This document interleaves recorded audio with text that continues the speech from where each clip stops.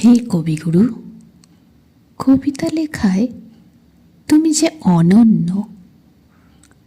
তোমার লেখা পাঠ করে আমি হয়েছি ধন্য।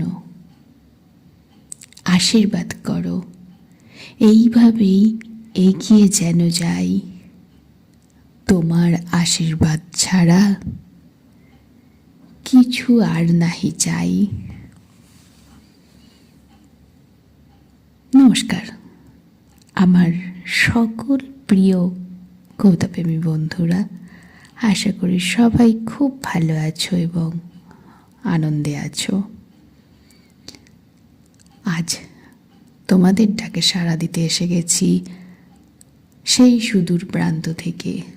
তোমাদের শোনাবো আমাদের সকলের প্রিয় বিশ্বকবি রবীন্দ্রনাথ ঠাকুরের লেখা একটি কবিতা। বড়দের আশীর্বাদ মাথায় নিয়ে শুরু করি তাহলে আজকে। বিশ্বকবি রবীন্দ্রনাথ ঠাকুরের লেখা আমার ফুলবাগানের ফুলগুলিকে। আমার ফুলবাগানের ফুলগুলিকে বাঁধব না আজ তোড়ায়। রং বেরঙের সুতোগুলো থাক থাক পড়ে ওই জরির ঝালর। শুনে ঘরের লোকে বলল, যদি না বাঁধো জড়িয়ে জড়িয়ে, ওদের খবর কি করে? ফুলদানিতে সাজাবো কোন উপায়ে? আমি বলি, আজকে ওরা ছুটি পাওয়া নটি। ওদের উচ্চ হাসি অসংযত, ওদের এলোমেলো হেলাদোলা বকুল বনে অপরাহ্নে, চৈত্র মাসের পড়ন্ত রৌদ্রে। আজ দেখো ওদের যেমন তেমন খেলা।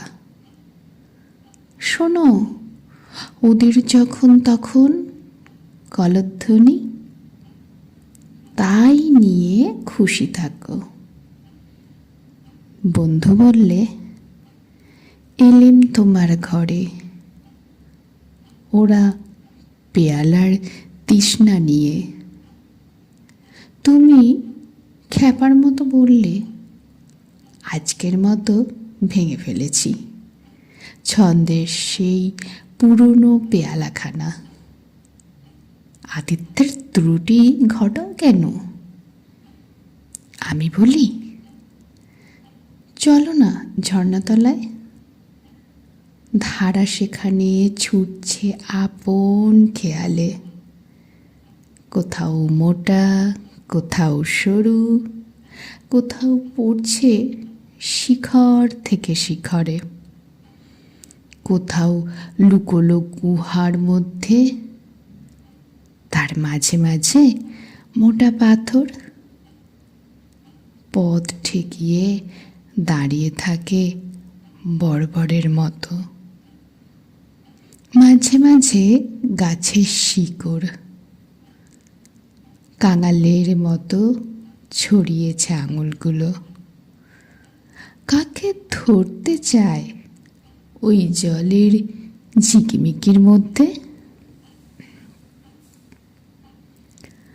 সভার লোকে বললে, এ যে তোমার আবাধা বেনির বাণী।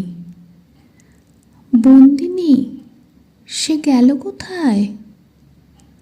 আমি বলি, তাকে তুমি পারবে না আজ চিনতে। তার 7 নলি হাড়ে আজ ঝলক নেই, চমকে দিচ্ছে না চুনি বসানো কঙ্কনে। ওরা বললে, তবে মিছে কেন? কি পাবো ওর কাছ থেকে? আমি বলি, যা পাওয়া যায় গাছের ফুলে, ডালে পালায় সব মিলিয়ে পাতার ভিতর থেকে তার রং দেখা যায়, এখানে সেখানে গন্ধ পাওয়া যায় হাওয়ার ঝাপটায়, চারদিকের খোলা বাতাসে দেয় একটুখানি নেশা লাগিয়ে। মুঠোর ঝড়ে ধরবার জন্যে সে নয়, তার অসাজানো আট পাথরে পরিচয়কে অনাসক্ত হয়ে মানবার জন্যে তার আপন ছন্দে।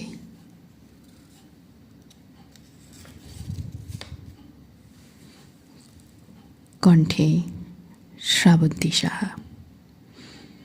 আমার এই ছোট্ট আবৃত্তিটি যদি ভালো লেগে থাকে তাহলে অবশ্যই একটু ছোট্ট করে লাইক এবং আপনাদের মূল্যবান মতামতগুলো কমেন্ট বক্সের মধ্যে জানাতে একদম ভুলবে না।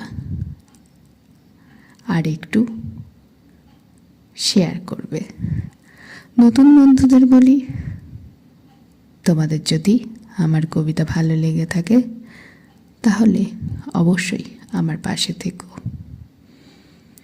সকলে খুব ভালো থাকুন, খুব সুস্থ থাকুন এবং জীবনটাকে সুন্দরভাবে উপভোগ করুন। আবার দেখা হবে খুব শীঘ্রই